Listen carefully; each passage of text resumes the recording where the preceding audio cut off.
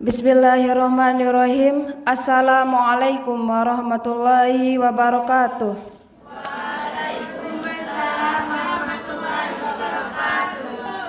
Assalatu wassalamu ala asrafil anbiya'i wal mursalin wa ala alihi wa sahbihi ajmain, amma ba'du. Rabbi shrahli sadri wa yassirli amri wahlul 'uqdatam min lisani yafqahu qauli. Puja dan puji syukur kita haturkan kehadirat Allah Subhanahu wa taala, di mana Ia telah meringankan hati dan langkah kita supaya kita bisa berkumpul di tempat yang insyaallah barokah ini. Tak lupa pula salawat serta salam semoga tercurah kepada baginda Nabi besar kita Muhammad sallallahu alaihi wasallam. Berdirinya saya di sini akan menyampaikan sebuah kultum yang berjudul Kesalahan Orang Berpuasa. Santriwati yang dirahmati Allah Subhanahu wa taala. Sesungguhnya setiap ibadah memiliki dua potensi, di mana satu sisi ibadah merupakan sebuah ladang yang akan kita panen hasilnya di akhirat kelak. Namun ibadah juga merupakan ancaman dan fitnah apabila kita tidak melakukannya sesuai syarat, adab dan rukunnya. Contoh dalam hal ini sudah tercantum dalam surah Al-Ma'un ayat 3 yang berbunyi, celakalah orang-orang yang sholat, yakni orang-orang yang lalai dari sholatnya. Ayat ini telah menjelaskan secara lugas kepada kita bahwa sholat pun akan menjadi ancaman apabila kita tidak melakukannya sesuai aturannya. Lalu bagaimana dengan puasa Ramadan kita? Apakah puasa Ramadan kita juga ada ancaman dan fitnahnya? Setidaknya ada dua dalil yang menjelaskan tentang ancaman seseorang yang berpuasa namun tidak mendapatkan pahala. Rasulullah Shallallahu alaihi wasallam telah memprediksi banyaknya orang yang berpuasa namun hanya mendapatkan rasa lapar dan dahaga. Rasulullah Shallallahu alaihi wasallam bersabda, rubba shaimin laisa lahu min siyamihi illal ju wa rubba qaimin laisa lahu min qiyamihi illas sahur. Betapa banyak orang yang puasa namun tidak mendapatkan pahala, melainkan hanya rasa lapar dan dahaga. Dan betapa banyak orang yang sholat malam atau tarawih tidak mendapatkan apa-apa kecuali begadangnya saja. Hadis riwayat An-Nasai. Dalil di atas, dalil yang disebutkan barusan, seharusnya menjadi pelajaran bagi kita bagaimana cara kita meniti hari-hari kita di bulan Ramadan agar kita tidak menjadi golongan orang-orang yang berpuasa namun tidak mendapatkan pahala.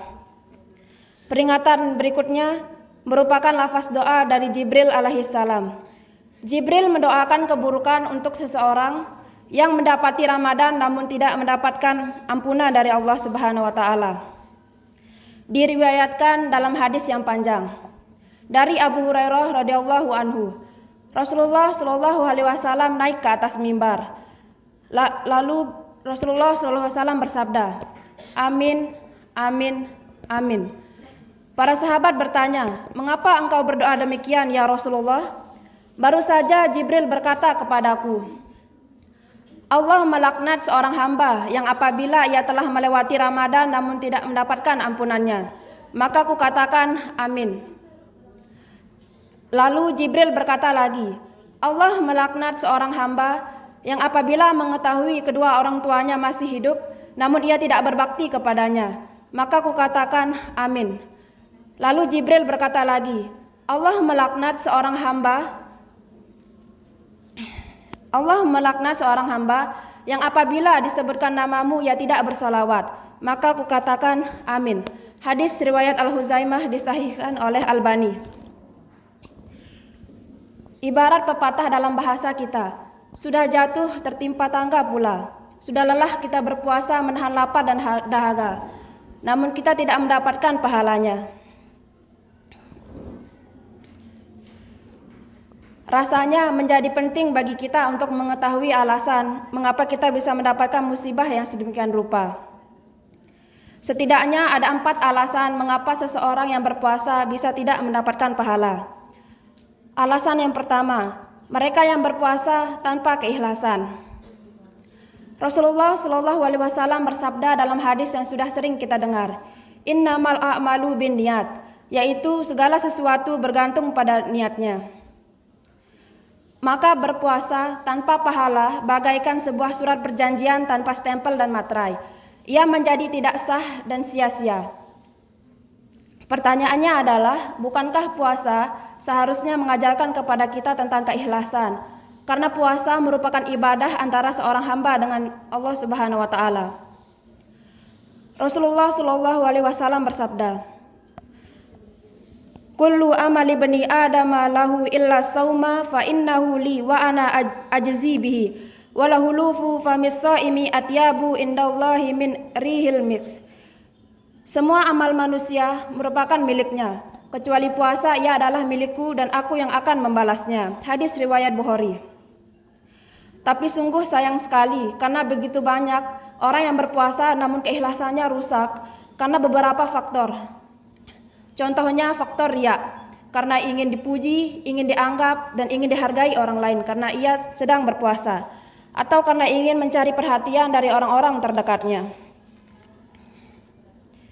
Yang kedua adalah mereka yang berpuasa tanpa ilmu, mereka yang tidak mengetahui apa yang membatalkan dan tidak, mereka yang puasanya rapuh dan tidak bermakna, mereka yang menganggap dirinya telah melakukan hal yang benar padahal sejatinya tidak. Rasulullah Shallallahu Alaihi Wasallam bersabda, seorang faqih atau ahli ilmu agama lebih ditakuti syaitan daripada 1000 ahli ibadah tanpa ilmu. Hadis riwayat Ibnu Majah. Maka marilah kita meningkatkan kualitas puasa kita dengan mempelajari hukum-hukum puasa agar puasa kita menjadi sempurna. Yang ketiga adalah golongan orang yang berpuasa namun hanya menahan lapar dan minum. Ia tidak menahan lisan dan tubuhnya untuk berbuat maksiat. Dalam hal ini Rasulullah SAW telah memperingatkan kita. Barang siapa yang tidak meninggalkan perbuatan dusta dan perkataan dusta, maka Allah Subhanahu wa taala tidak membutuhkan dia untuk meninggalkan lapar dan minum.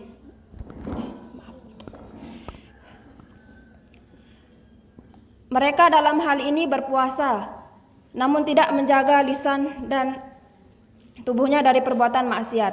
Siang harinya dinodai dengan perkataan-perkataan buruk, dengan perkataan-perkataan kasar dan menyakiti hati saudaranya.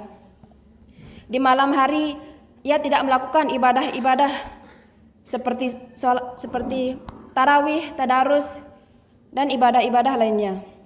Yang keempat adalah mereka yang menjalankan ibadah puasa dengan penuh kemalasan. Mereka menyadari bahwa bulan puasa ini penuh berkah, namun mereka tidak memanfaatkannya sebaik-baiknya. Padahal Rasulullah SAW telah memberitahukan kepada kita, pada bulan puasa yang berkah ini, pintu-pintu surga dibuka, pintu-pintu neraka ditutup dan syaitan dibelenggu. Demikian 4 golongan orang yang berpuasa namun pahalanya tidak diterima. Semoga kita semua dilindungi dari Allah agar tidak termasuk ke dalam 4 golongan orang-orang tersebut. Amin. Sekian, mohon maaf apabila ada kesalahan. Wallahul muwaffiq wal hadi ila syabili rasad. Wassalamualaikum warahmatullahi wabarakatuh.